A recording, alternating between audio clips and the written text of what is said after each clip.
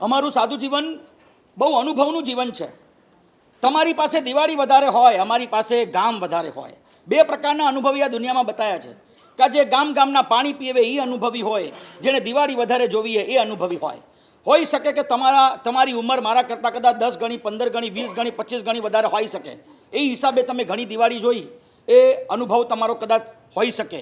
મારી તમારે કરતાં 10, 15, 20, 25 ગણી ઉંમર નાની છે, છતાં પણ તમારા કરતાં બી કદાચ ચડિયાતો અનુભવી હું કહી શકું. કારણ કેમ કે અમે ગામ જઈએ, ગામના પાણી પીએ, બધા ગામની રીતભાત જાણીએ, ગામના લોકોના માનસિકતા જોઈએ, ગામના લોકોના ખોરાક ખાવાના. તમે તો માત્ર ખાલી વાગરના ને મુંબઈના ને ફાસ્ટફૂડથી વધારે તમે ખાધું નથી. અમે એમપીનો ટેસ્ટ કર્યો, અમે મારવાડી ટેસ્ટ કર્યો, અમે જાતના ટેસ્ટ કરીએ. સાદું જીવન અનુભવનો વૈભવ છે. સાદું જીવનની અંદર એવા જાતના અનુભવ થાય. કેટલાક અનુભવ તમને જાહેરમાં કહી શકાય હોય, કેટલાક સિક્રેટ અનુભવ હોય. એક અનુભવ સિક્રેટ છે જે જાહેરમાં કહેવાનું છે, બહાર કોઈને કહેતા નહીં. એવો એક સરસ મજાનો અનુભવ તમને કહું. બહુ મોટી માંડલી અમારા સાદું જીવનમાં અમે લોકો બધા સાથે જ વાપરતા હોઈએ. એમાં બધા જ મહાત્માઓ ગોચરીઓ લઈને આવે, બધી પાત્રા ગચ્છાધિપતિ કે આચાર્ય કે વડીલ હોય એની સામે મૂકીએ. એ બધી બધા જ ખોલીને જોવે અને જોયા પછી બધું જ એ લોકો જોઈને પછી વડીલો લીધા પછી મહાત્માઓ પીરસવા નીકળે. બનવા જોગ એવો બનાવ બન્યો કે દૂધ અને શિયાળાનો સમય હતો, કડકડતી ઠંડી હતી, ઘરોઘરથી લેવાનું. તમારા ઘરે ઓઈલે ગરમા ગરમ ચા, ધુમાડા નીકળતી ચા અમારા તરફણીમાં આવે, પણ ઉપાશ્રય આવતા લગભગ ઠરી જાય, અધગચરી ગરમ રહી જાય. હવે તરફણીને હાથે મહાત્મા અમારા છે ને બધા બી પાછા અલગ અલગ વિશેષતા હોય. કોઈ ગોચરીકાર હોય, કોઈ વેચવાવાળો હોય, કોઈ ગોચરીકાર હોય જે માત્ર ગોચરીમાં એની માસ્ટરી હોય. હવે અમને કેળાનો ખપ છે, હવે અમે તમને સુજાડવું હોય. બેનો આમ જેવા અમે જઈએ ધર્મલાભ કરી લે હળબડાઈ જાય, સાહેબજી આ, સાહેબજી આ. હવે અમને કંઈ ખપ ન, અમને કેળાનો જ ખપ હોય. એટલે અમે પાતળું કરીને રોટલી આમ હટાવીને કેળું બતાવી એને ક્લિક થાય કે વાહ કેળું છે આપણા ઘરે. ખ્યાલ આવ્યો તમને? આવું અમારા ગોચરીકાર પણ હોય છે કે જ્ઞાન સાધુ હોય, વૃદ્ધ સાધુ હોય, બાર સાધુ હોય, એને કંઈક લાવવું અને માંગ્યા વગર લાવવું એ કેવી રીતે કરવાનું, તો આવી માસ્ટરીઓ અપનાવે. એવી રીતે લાયા પછી એને વેચવાવાળા હોય ને એવા બી મોટા સેલ્સમેન હોય. તમારા સેલ્સમેનગીરી તો પાણી પાવે, અમારા એવા સેલ્સમેન હોય. ગમે તેવી ગોચરી હોય ને વધી જાય તો ખપાવી દે, એવું કરે. એવામાં એક વખત ચા વધી ગઈ. ચા વધી નહીં, ચા તો જોઈતી હતી બધાને, 2-4 મહાત્માઓએ મંગાવેલી, પણ બનાવ એવો બન્યો કે ઠંડીમાં કેટલાય ઘરોથી ઓઢીને આવેલા, હાથ લગાડ્યું તો લગભગ અધકચરી ગરમ હતી. હવે જો એમને એમ આપી દઈએ તો બધા ના પાડે, ભાઈ ગરમ હોય તો આવત, બાકી પઠવી દો ભાઈ, અમને ન ચાલે. આવું હોય બરાબર. કોઈક લેવાની આનાકાની કરી દે, એવા બી હોય કે ઠંડી ગરમ, તીખું, મરચાવાળું, તેલવાળું કોઈને ન ચાલતું હોય તો એવા પણ ખપાવાળા અમારા પાસે સાધુ હોય, પણ ગોચને પઠવે નહીં. પણ જેને મંગાવી એનું શું? એવામાં મહાત્માએ પછી કીધું અત્યારે રહેવા દો શાંતિથી. બધું જ વેચાઈ ગયું. છેલ્લે એ તરફ લીધી ગરમા ગરમ ચા. એક પાત્રી ઊભી થઈ, બીજી પાત્રી આમ ઉપર આવી, ત્રીજી પાત્રી ઉપર આવી, તરફણી ખાલી થતી ગઈ, ચોથા પાંચમામાં તરફણી ખાલી થઈ ગઈ. બરાબર. હવે ઊંચી થયેલી પાત્રી સીધી મોઢે આવી, પછી આમ જોયું, આમ થઈ ગયું, બીજાને આમ થયું, ત્રીજાને આમ થયું, ચોથાને આમ થયું. બધા એક સાથે બોલ્યા, આ શું તમે ઠંડી ચા અમને પીરસી દીધી? ભાઈ મેં ઠંડી ચા નથી પીરસ્યો, મેં તો સાચું બોલીને જ આપી છે. કે એ કેવી રીતે? ગરમા ગરમ ચા. તમે સંસ્કૃત ભણ્યા હો અથવા તમને હું સમજાવું, ગરમ પ્લસ અગરમ, બે અ મળીને શું થાય? આ થાય. હવે બંને શબ્દ ભેગા કરીએ તો શું બોલ્યા? ગરમા ગરમ, મતલબ થોડી ગરમ થોડી ઠંડી. અગરમનો મતલબ શું થાય? ઠંડી. તો મહાત્માએ કીધું કે મેં સાચું બોલી લીધું, થોડી ગરમ થોડી ઠંડી, ગરમા ગરમ બોલ્યો છું. તમે મિસ્ટેક કરો એમાં અમારું કોઈ વાંક નથી. ઓલા સાધુ ભગવાન બિચારા કાંઈ ના બોલ્યા, ઘટઘટાવી ગયા. તમે જેમ તમારા નાના છોકરાને દવા પીવડાવો ને એમ ગયે ઘૂંટમાં બધી સીધી અંદર કે મહાત્મા સાચું બોલ્યા હતા, ગરમા ગરમ થોડી ઠંડી થોડી ગરમ. આવી રીતે મારો સિક્રેટ અનુભવ તમને કહું. એવા દુનિયામાં પણ છે ને 4 પ્રકારના જીવો હોય છે. આપણા શાસ્ત્રોમાં ઘણી બધી પ્રકારની ચતુર્ભંગીઓ બતાવી છે. કેટલાક માણસો એવા હોય જે ઘરની બહાર પણ ઠંડા અને ઘરની અંદર ઠંડા. એ તો આપણા આદર્શ છે. એવા માણસ આપણે બધાય બનવાનું છે. એ બનવા માટે ભેગા થયા છે. કેટલાક માણસો એવા હોય ઘરમાંય ગરમ હોય ને બહારે ગરમ હોય. એ હિટલરના અવતાર હોય. બરાબર. હિટલરના અવતાર હોય. એ લોકો અંદરમાં બી ગરમા ગરમી ચાલતી હોય ને બહાર, ઘરની બહાર જાય તોય ગરમા ગરમી ચાલતી હોય. આવું આપણે બનવાનું નથી. કેટલાક હોય આવા, એવું આપણે બનવાનું નથી. કેટલાક માણસો એવા હોય ઘરમાં ઠંડા હોય પણ બહાર ગરમ હોય. કારણ ઘરમાં કંઈ ચાલતું ન હોય, જાજમમાં ભાઈઓ ચડાવે અને ઘરમાં છાનામના બેવ, તમને કંઈ સમજણ ન પડે. પેલો બિચારો બીગી બિલ્લીનો માણસ બનીને સાઈડમાં બેસી જાય.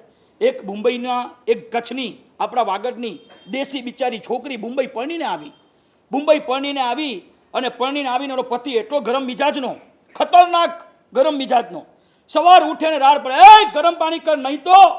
ઓલી બિચારી ગભરાઈ જાય, નહીં તો એટલે શું? મારશે, વળશે. વાળ ખેંચશે, શું કરશે? અને બિચારી એવી હા હા હા હા હે ફેફે થઈ જાય અને ફટાફટ ગરમ પાણી મૂકે. મહિનોભર ચાલ્યું. મહિના પછી પાછી પિયર ગઈ. એની શૈલીને વાત કરી કે આખો દિવસ મારા પતિ બહુ સરસ એકદમ રોયલ નેચર છે, પણ આ ખબર નહીં જ્યારે સવાર ઉઠે ને રાત પડે એ ગરમ પાણી કર, નહીં તો શું, મને ડર લાગે છે. એની શૈલીએ કીધું મુંબઈવાળાને હેન્ડલ કરતાં મને બહુ સારી રીતે આવડે છે. એને એક કાનમાં મંત્ર ફૂક્યો, આવું કરજે તારો પ્રોબ્લેમ સોલ્વ થઈ જશે. ઓલી મહિનો પાછું પિયર રહીને પાછી મુંબઈ આવી. રાત્રે ઘરે પહોંચી, સવારે પાછો એ જ તાલ, એ જ સિસ્ટમ. ઓલો ઉઠીને કે એ ગરમ પાણી કરતો, નહીં તો શું કરશો? ઠંડા પાણીથી નાહી લઈશ. કેટલાક આવા લોકો હોય જે ઘરમાં શું કરે, ઠંડા હોય, બહાર ગરમ મિજાજ રાખે, જાજમ પર એવો જોમ બતાવે ને ઘરમાં સીધા આમ થઈ જાય. મને તો ઘણી વાર એમ લાગે ને કે ટ્રસ્ટીઓના છે ને શ્રાવિકાઓને સાધી લેવા જોઈએ. ક્યાંક રિમોટ કંટ્રોલ હાથમાં હોય તો કામ લાગે. એવું નહીં કરવું. ક્યાં ગયા અમારા પ્રેમજીભાઈના શ્રાવિકા? ક્યાં ગયા ધનજીભાઈના? આવું નહીં કરું, ચિંતા નહીં કરો. પ્રેમજીભાઈ છે, ધનજીભાઈ છે, બરોબર. સતીશભાઈ ક્યાં ગયા? હા, તમારા શ્રાવિકા તો હજી મળ્યો જ નથી. વંદન કરવા આવે તો ખબર પડે. એટલે ક્યારેક એમને ભલામણ કરવા થાય કે જરા શ્રાવકને જરાક લેજો. કેટલાક એવા માણસો હોય જે બહાર ગરમ ઘરમાં ગરમ, કેટલાક માણસો બહાર ઠંડા ઘરમાં ઠંડા, કેટલાક ઘરમાં ઠંડા બહાર ગરમ, કેટલાક બહાર ઘરમાં ગરમ ને બહાર ઠંડા, એવા પણ માણસો હોય. એ લોકોને બહાર હંમેશા બધા જોડે સ્માઇલી ચહેરો રાખે, ઘરમાં આવેલે જે ધમાલ ચાલે, એવા કેટલાક લોકો હોય છે. આ ચારમાંથી તમારો નંબર ક્યાં? આ ચારમાંથી તમારો નંબર ક્યાં? ઘરમાં ગરમ બહાર ગરમ, ઘરમાં ઠંડા બહાર ઠંડા, ઘરમાં ઠંડા બહાર ગરમ, બહાર ઠંડા કે ઘરમાં ગરમ? તમારો લગભગ મારો અનુભવ એવો કહે છે કે ચોથા નંબરમાં તમારો નંબર લાગે. બહાર તમે બધા જ બહુ સારા છો, રોયલ નેચરના માણસ છો, બધા જ તમારી વાવા કરે, ઘરમાં જ અફરાતફરી ચાલતી હોય છે. ઘરની અંદર ને બેડરૂમની અંદર જે ધમાલ ચાલે, તમારા લોકોના નવા નવેલા બધા લગ્ન કરીને આવે ને પછી જે તકિયા ઉડે ઘરના અંદર બેડરૂમમાં, તકિયા ઉડે, ચાદર ઉડે, વેલણ ઉડે, હાથ ઉડે, બિચારા પતિઓ રડે છે, મારા સાહેબ ક્યાં ફસાઈ ગયા અમે લોકો, સાહેબ એટલી હાલત ખરાબ છે અમારી, સાહેબ લાફાઈ પડી જાય છે, ઝાપટે પડી જાય છે. એક ભાઈ તો મારી પાસે આવ્યો કે સાહેબ મારી પત્નીને સમજાવો. કેમ? જ્યારે પણ રિસાઈ જાય તો ચૂંટલા જ ખણ્યા કરે, સાહેબ આખી રાત ચૂંટલા ખણે. જો તો સાહેબ બિચારે પગ ઊંચો કર્યો, આવા ચાઠા પડી ગયેલા બાપડાને. મેં કીધું એક કામ કર, આ છે તારી પાસે ઓપ્શન, આવી જા, એક વખત બતાવી દે હિંમત. જો હવે કંઈક કર્યું છે ને ચૂંટલા બુટલા ખણે ભાગી જઈશ, દીક્ષા લેવા માટે નીકળી જઈશ, એક વખત ચીમકી આપી દે, બધું ઠાડે પડી જશે, બરોબર. ઓલો તો બિચારો ગયો, એ કે જો હવે હા લઈ લો, હમણાં લેતા લો, કંઈ પડી નથી. બજારમાં ઘણા પડ્યા છે, એક નહીં તો બીજો ત્રીજો. તમારા સમાજની સીધા જ છે ને અત્યારે, 2-3-4 વર્ષ થાય ને બીજો ને ત્રીજો, હજી તો ડિવોર્સ નથી આવ્યો એના પહેલાં તો ત્યાં 2-4 ઊભા જ હોય તૈયાર. આવી સ્થિતિ છે, બરાબર. આપણો નંબર આવે છે ઘરની અંદર. કસાઈના નિમિત્તો ક્યાં મળે? તમે આફ્રિકાના હાથી માટે તમને ન તો વેર છે ને તમને કસાય છે. આફ્રિકાના હાથી સાથે ન તો મૈત્રી છે, ન તો તમારી પાસે ક્રોધ છે, ન વેર છે. આફ્રિકામાં જંગલમાં ફરતી કીડી મકોડા માટે આપણને ન તો હમદર્દી છે, ન તો એના સાથે અમારો કોઈ વેર છે, કોઈ ઝઘડો છે. જ્યાં વિરાધતાની શક્યતા ત્યાં જ વધારે હોય કે જ્યાં આપણી આજુબાજુ જીવોત્પત્તિ હોય, બરાબર. આપણા મકાનમાં થતી ઉધઈ સાથે આપણને વાંધો પડે, આપણા રસોડામાં ઉભરાતી કીડી સાથે આપણને વાંધો પડે, આપણા ઘરની અંદર થતા મચ્છર સાથે આપણને વાંધો પડે, ત્યાં વિરાધતાની શક્યતા છે. એવી જ રીતે આપણા કસાયની શક્યતા અને સંભાવના ક્યાં વધારે હોય કે જ્યાં આપણા સ્વજન અને આપણા સગાવાલા હોય, ત્યાં જ આપણને વાંધો પડતો હોય છે. બીજા બહાર તો તમે બધા બહુ સારા છો, એટલા સરસ છો કે કોઈ તમે તમારી ફરિયાદ કરી દે કે આ માણસ ગુસ્સાવાળો છે, સાહેબ તમે ખોટું બોલો છો, આવું હોઈ જ ન શકે. આવી આપણી પર્સનાલિટી અને આવો આપણો ચહેરો આપણે લઈને નીકળતા હોઈએ છીએ. કસાયની શક્યતા વધારે આપણા સ્વજનની આજુબાજુ હોય છે, ચોથા નંબર પર હોય છે. આજનો વિષય છે મગજનું તાપમાન ઘટાડો. ગ્લોબલ વોર્મિંગની બહુ મોટી સમસ્યા અત્યારે ચાલી રહી છે. કેટલા વૈજ્ઞાનિકોમાં કામે લાગેલા છે, ક્યાંક છે ને એવા વૈજ્ઞાનિકો કામે લાગેલા છે કે ગ્લોબલ વોર્મિંગ જો વિકસી ગયું ને આ લોકો જો ગરમી વધતી ગઈ, એટલું બધું પોલ્યુશન વધતું જાય છે, ગાડીના ધુમાડા, મિલના ધુમાડા, ગરમી વધતી જ જાય છે. આ વખતે ગરમી એટલી બધી વધી ગઈ કે 5, 25, 30 સાધુ ભગવાન સાધુજી ભગવાન પોતાના જાનથી હાથ ગુમાવી બેઠા, પોતાની જાન છોડી નાખી. પોતે ગરમીના કારણે એટલી બધી હાલત ખરાબ થઈ ગઈ, 25, 30 સાધુ કાર કરી ગયા. આવા પેપરમાં આવે આપણને એમ થાય એવી ગરમી. રાજસ્થાનમાં જાઓ તો 50, 52, 51 એવી ગરમી. આવી ભયંકર કોટીની ગરમીમાં તમે જો વાત કરશો તો મને ડિસ્ટર્બ થશે, એટલે મારી હાથ જોડીને વિનંતી છે કે વચ્ચે કોઈ ગડબડ નહીં કરતા, મારી લિંક તૂટે છે. હવે એવી ભયંકર કોટીની ગરમી એ ગરમીમાં એવો ટેમ્પરેચર વધતું જાય છે, પોલ્યુશન એટલું બધું વધતું જાય છે, એના કારણે મુંબઈમાં હવે એસી પણ કામ નથી કરતા. એ તમે પણ અનુભવમાં છો. ગમે તેટલા તમે 25-30ની નીચે -ડિગ્રી રાખો તો પણ તમારી એસી ઠંડી તમને આપી નથી શકતી.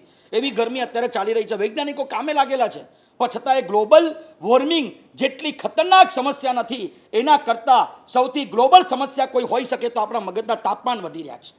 બધાના મગજ તપેલા છે અત્યારે. બધાના મગજ અંદર એટલા ગરમ રહે છે. ક્યારેક ક્યારેક તો એવા ગરમ થઈ જાય, કાચી રોટલી માથે મૂકી હોય તો શેકાઈ જાય. દૂધ અને ચા પત્તી અને પાણી નાખીને માથે તપેલી મૂકી હોય તો ચા ઉકળી જાય. એવા આપણા મગજ તપી જાય છે. ગ્લોબલ સમસ્યા ગ્લોબલ વોર્મિંગ કરતાં ખતરનાક આ ગ્લોબલ સમસ્યા છે. ગ્લોબલ વોર્મિંગ કદાચ પૃથ્વીનો નાશ કરશે, પણ એના પહેલાં આ ગ્લોબલ સમસ્યા છે. ટેમ્પરેચર આપણા દિમાગનું જે વધી રહ્યું છે એના કારણે આજે પરિવારો તૂટી રહ્યા છે.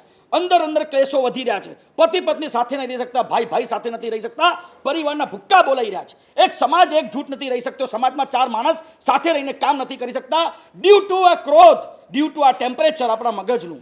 એક શરીરનું તાપમાન હોય છે, એક શહેરનું તાપમાન હોય છે, બરાબર? એક શરીરનું તાપમાન હોય છે, એક શહેરનું તાપમાન હોય છે, એક બિલ્ડિંગનું તાપમાન હોય છે, ટેમ્પરેચર, અને એક આપણા મગજનું ટેમ્પરેચર હોય છે. 4 ટેમ્પરેચરમાં કયું આપણા કંટ્રોલમાં, કયું આપણા કંટ્રોલમાં નહીં. બિલ્ડિંગનું ટેમ્પરેચર આપણા કંટ્રોલમાં નથી, શહેરનું ટેમ્પરેચર આપણા કંટ્રોલમાં નથી, બરાબર? સિટીનું આપણા ત્યાં ટેમ્પરેચર આપણા કંટ્રોલમાં નથી, શરીરનું પણ ટેમ્પરેચર આપણા કંટ્રોલમાં નથી, પણ આપણા મગજનું ટેમ્પરેચર આપણા કંટ્રોલમાં છે. આ સૌથી મોટું આપણી પાસે એક જમા પાસું છે કે જે માઇન્ડનું જે ટેમ્પરેચર છે એને આપણે કંટ્રોલ કરી શકીએ છીએ. બાકી કોઈ ટેમ્પરેચર આપણે કરી શકીએ નહીં. ક્ષમા વિરસ્ય ભૂષણમ, આ એક શબ્દ છે, તમે ઘણીવાર સાંભળ્યો છે. આ થિયરિકલ છે. પ્રેક્ટિકલ ક્યાં કરવાનો? પ્રેક્ટિકલ આપણા ઘરમાં કરવાનું. આપણી ઘર શાળા નથી, પ્રયોગશાળા છે. આપણે શીખવાનું ગુરુદેવ પાસેથી, શાસ્ત્રના પાનામાંથી. પ્રેક્ટિકલ આપણા ઘરે કરવાનું. આપણા પત્ની માટે, આપણા દીકરા માટે, બધા જ માટે આપણે પ્રેક્ટિકલી શું કરવાનું? આ લેબ છે, બરાબર? બાકી બધા સ્ટુડન્ટને લાઇબ્રેરી જોઈએ, પણ સાયન્સના અને મેડિકલના સ્ટુડન્ટને શું જોઈએ? લાઇબ્રેરી વિથ લેબ જોઈએ. એને પ્રેક્ટિકલ કરવું પડે તો જ એને ભણવામાં સમજ આવે. ખાલી વાંચી રાખે તો કંઈ સમજમાં ના આવે. આપણે બધા કયા સ્ટુડન્ટ છીએ ખબર છે? આપણે સાયન્સના અને મેડિકલના સ્ટુડન્ટ છીએ એમ સમજો કે આપણે માત્ર ખાલી સાંભળવાનું કે વાંચવાનું નહીં, ઘરે જઈને પાછું પ્રેક્ટિકલ કરવાનું. ક્ષમા વિરસ્ય ભૂષણ, માત્ર વાંચવાનું ને સાંભળવાનું નહીં, પાછું પ્રેક્ટિકલ ઘરે જઈને કરવાનું. ઘણીવાર એવો આપણને બહેનોમાં એક બહુ મોટી સમસ્યા આવતી હોય છે. સવારની પોરમાં સાસુને વર્ષિતપ ચાલે છે. વર્ષિતપની અંદર સવારે 5:30 અને 6 વાગ્યાના સુમારે સાસુ ઉપડી જાય, દેરાસર ઝોલો લઈને અષ્ટપ્રકારે પૂજા કરે, પક્ષાલ કરે, અંગુષ્ઠા કરે, બધું જ કરે. ઉપાસનું બ્યાસનું હોય. 2 વહુઓ છે, નાની અને મોટી. બંને વહુઓમાં મોટી વહુ જે ઘરમાંથી બહાર આવીને એ જેવી સાસુ જાય ને 2-5 મિનિટમાં પોતે આવે, પાણીનું ઘડા ધોવે કરે, પછી પાણી ગળીને મૂકે. મગનું પાણી, લવિંગનું પાણી, ગોળનું પાણી, ગુંદની રાબ, મગ વગેરે વગેરે જાતની 25-30 આઈટમો નાના વાસણમાં તૈયાર કરી ઢાંકીને, અને અમુક વસ્તુ જે ગરમ હોય, થેપલા વગેરે લોટ બાંધીને, બરાબર, અને મૂકી રાખે. સાસુ આવશે ત્યારે ગરમા ગરમ થેપલા એમને પીરસું, બાકી કંઈ ઠંડુ હશે ગરમ કહીને આપશું. એમ કરીને 1.5 કલાકમાં તૈયારી કરીને પોતે અંદર જતી રહે. 8:30 વાગે સાસુ જેવી આવે એટલે નાની બહુ બહાર આવીને કે, ઓહ જલ્દી આવો, જલ્દી આવો, જો બધું મેં તમારા માટે સરસ તૈયાર રાખ્યું છે. સમજ્યા તમે? તૈયાર કોણે કર્યું હતું? હવે મોટી વહુ પોતાના પતિને, પોતાના દીકરાને તૈયાર કરવા ગઈ છે. નાની વહુ બહાર આવીને આખું ક્રેડિટ લઈ જાય. ત્યારે આપણને એમ થાય કે ભાઈ મેં બધી મહેનત કરી. હવે સાસુની નજરમાં એમ છે કે નાની વહુ જ બધું કરે છે, મોટી વહુ કંઈ કર્યું નથી. જો હજી અંદર સુધી પડી છે, હજી બહાર નથી નીકળી. નાની જો કેટલી પાછા પ્રેમથી સરસ પીરસે. મમ્મી બહુ સરસ ગોળનું પાણી બનાવ્યું છે, એક વાર ચાખો, બહુ ટોનિક રહેશે આપને. આ મગ લો, મગ થોડા ઘીમાં સરસ મજાના ઓછા ઘી મરચામાં વઘાર્યા છે, આપને બહુ સરસ તાકાત રહેશે. ગુંદની રાપ લો, ગુંદની રાપને ઓજરી ખુલી જશે. એવું પ્રેમથી વપરાવે. ઓલી મોટી વહુ તો અંદર જ છે, મહેનત બધી એણે કરીને ક્રેડિટ આણ લીધી. આવું કર્યા પછી આવું ઘણીવાર આપણે કરતા હોઈએ છીએ. પછી ફરિયાદ થાય. જ્યારે તમારે સાચા સમયમાં કદર કરવાની વાત આવે ત્યારે તમને લોકોની કદર ન થાય. સાચા સમયે તમને સન્માન મળવું જોઈએ ત્યારે તમને ન મળે. ક્રેડિટ કાર્ડ આવે, ખબર તમને? તમે અંદર બેલેન્સ ન હો ને ઘસે રાખો, પછી બેલેન્સ ખતમ થઈ જાય, પછી ઘસે રાખો તો શું થાય? મને કહો તો ખરા. તમે યશ નામ કર્મના તમે ખોટી જગ્યા ઉપર યશ લઈને તમે ક્રેડિટ કાર્ડ ઘસી નાખ્યા છે. તમારી મહેનત માત્ર 20% હોય, 80% બીજાની હોય ને તમે 80% ક્રેડિટ તમારા માથે લઈ લો. મહેનત કોઈક બીજો કરે, નામ તમે કમાવો. તમે બધી જ મહેનત તમે બધી જગ્યાએ બીજો કોઈ કરે, નામ તમે કમાવો. મેં આ કર્યું ડેકોરેશન, મેં મેનુ બનાવ્યું, મેં આમ કર્યું, મેં તેમ કર્યું, અને આખું ક્રેડિટ તમારા કબજે લઈ લો. એટલે તમારા યશ નામ કર્મના દલીકો તમારા બધા જ વેડફાઈ જાય, પૂરા થઈ જાય. પછી સાચા સમયે તમારી મહેનત 100% હોય, 80% હોય, અને તમને કોઈ ક્રેડિટ ના આપે ને ક્રેડિટ કોઈ બીજાને આપી દે, ત્યારે તમને દુઃખ થાય કે મારા સાહેબ આવું કેમ થાય છે મારી સાથે? કારણ પછી ગુસ્સો આવે, પછી મનમાં ઇરિટેશન આવે, મનમાં ફ્રસ્ટ્રેશન આવે કે આ પરિવારવાળા બધા જ લોકો ખરાબ છે, મારી કદર નથી કરતા. અહીંયા બેઠેલી લગભગ બહેનોને હંમેશા આ જ વસ્તુ બહુ સતાવતી હોય છે, મારા પતિ, મારા સાસુ, મારી દેરાની, મારી જેઠાની, મારા પરિવારવાળા, મારો ભાઈ અમારી સાચી કદર કરી શકતા નથી. અને જ્યોતિષ તમને બતાવે એટલે ઓહો મહારાજ તમે તો બહુ જ્ઞાની છો, તમે ત્યાં જ ફ્લેટ થઈ જાઓ.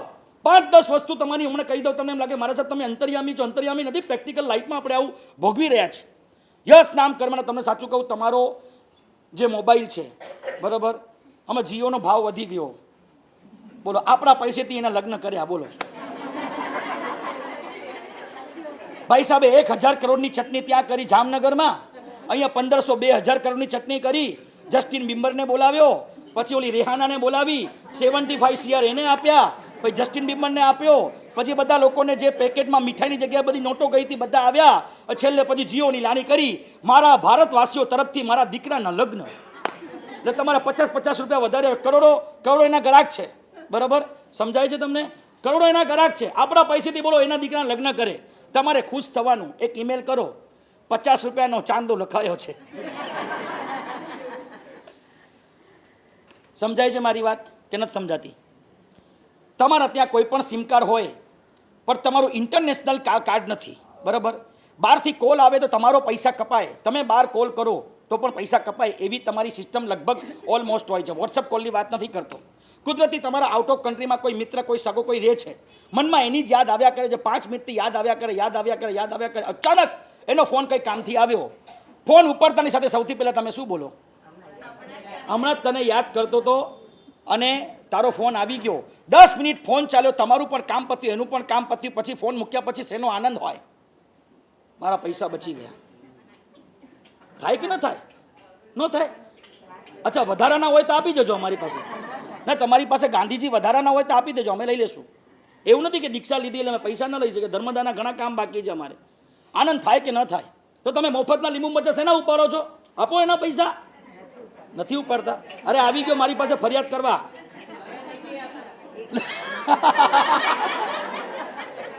હવે ભૈયાજી પણ હવે બહુ પાક્કા થઈ ગયા છે, હવે નથી આપતા. સોનાની જેમ તોલીને શાક આપે. તમારા જેવા સ્વભાવ હોય તો એવું જ કરવું પડે ને એને.